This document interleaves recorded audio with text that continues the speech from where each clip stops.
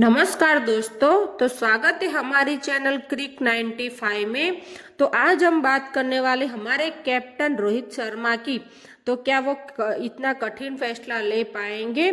तो दोस्तों आप हमारा वीडियो एंड तक देखिएगा प्लीज।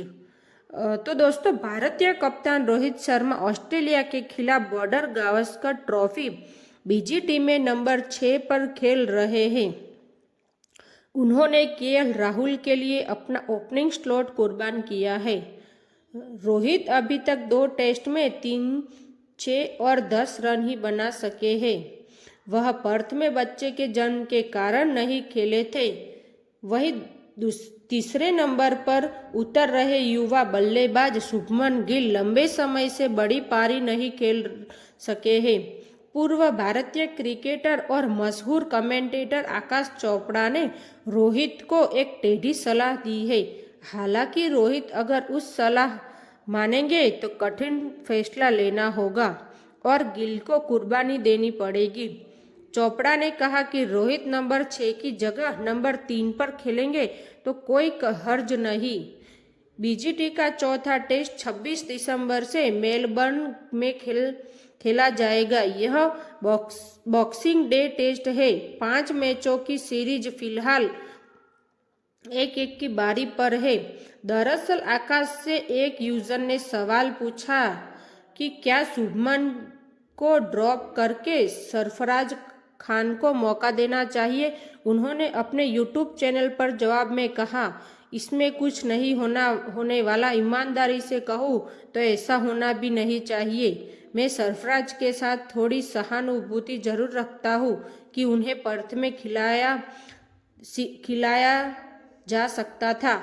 बिना ट्रायल के ही उन्हें साइड कर दिया कि वह ऑस्ट्रेलिया में नहीं चल सकते हैं। मुझे नहीं लगता कि अब उन्हें मौका मिलने वाला है।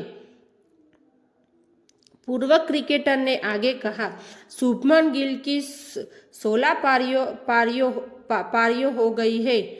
उन्होंने एशिया के बाहर काफी समय से 40 ज्यादा का स्कोर नहीं बनाया।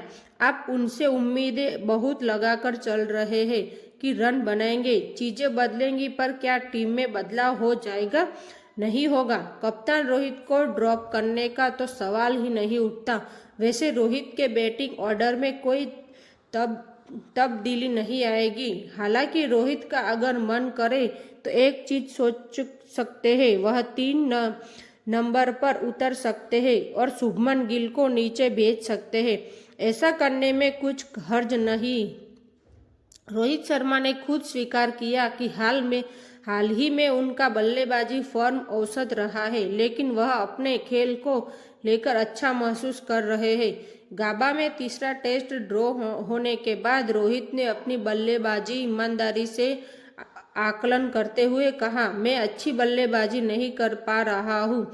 इसे स्वीकार करने में कोई बुराई नहीं है, लेकिन मुझे पता है कि मैं कैसे तैयारी कर रहा हूँ।